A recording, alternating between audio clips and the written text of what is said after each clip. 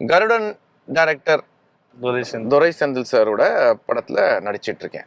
Legend கூட. Legend, நம்ம legend அண்ணாச்சி பயங்கரமான பர்சனாலிட்டி. எனக்கு அவரை ரொம்ப ரொம்ப, அதாவது சந்திச்சதுக்கு அப்புறம் அவரை வந்து பயங்கரமா அட்மையர் பண்ண ஆரம்பிச்சிட்டேன். ஏன்னா அவரோட ஸ்பிரிட்டு, அவரோட சிம்பிளிசிட்டி எல்லாமே ரொம்ப இம்ப்ரெசிவா இருந்தது.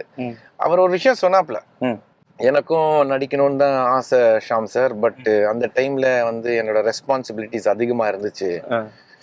நான் எங்க அப்பாவோட சேர்ந்து பிசினஸ் கவனிக்க வேண்டிய சூழ்நிலை, அதுக்கப்புறம் நான் தான் எல்லாமே பார்த்துக்க வேண்டிய மாதிரி இருந்ததுனால அதை அந்த அந்த ரெஸ்பான்சிபிலிட்டிஸ்லாம் முடிச்சுட்டு நல்ல பணம் சம்பாரிச்சுட்டு இப்போ நான் நடிக்க வந்திருக்கேன்.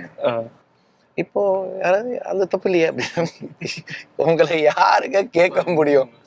உங்க பணம், உங்க ப்ரொடக்ஷன், உங்க விருப்பம். அந்த நேரத்தில் நான் என்ன ரொம்ப ஹாப்பியா ஒரு விஷயம் நான் அவர் ரொம்ப ஹாப்பியா ஃபீல் பண்றேன்னா, அவர் ஒரு படம் பண்ணணும் நடிக்கணும் அப்படின்னு சும்மா எடுக்காம ஒரு நல்ல டைரக்டர் வேணும், நல்ல காஸ்டிங் இருக்கணும், நல்ல மியூசிக் டைரக்டர் இருக்கணும், காம்ப்ரமைஸ் பண்ணக்கூடாதுன்னு நினைக்கிறாரு. அப்புறம் அந்த படத்துல நான் மட்டும்தான் இருக்கணும், எனக்கு தான் ஹைலைட்டா இருக்கணும்னு இல்லாம, துரை செந்தில் சார் பத்தி உங்களுக்கு தெரியும். ஆமா, ஒரு நல்ல படத்துல நம்மளும் இருக்கணுங்கிற ஒரு எண்ணம் அண்ணாச்சிக்கு இருக்கு. ஸோ கண்டிப்பா இன்னும் டைட்டில் வைக்கலன்னா சொல்லியிருப்பேன்.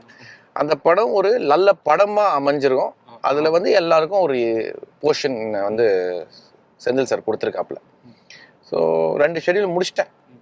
நடிச்சிட்டு இருக்கும் போதே பாசிட்டிவா தெரியுது இது ஒரு நல்ல படமா வரும் அப்படிங்கிற மாதிரி. அண்ணாச்சியோட ஸ்பிரிட்டும் ஸ்பாட்ல பயங்கரமா இருக்கும். ரொம்ப யூத்தா, ரொம்ப எனர்ஜெட்டிக்கா இருப்பாரு.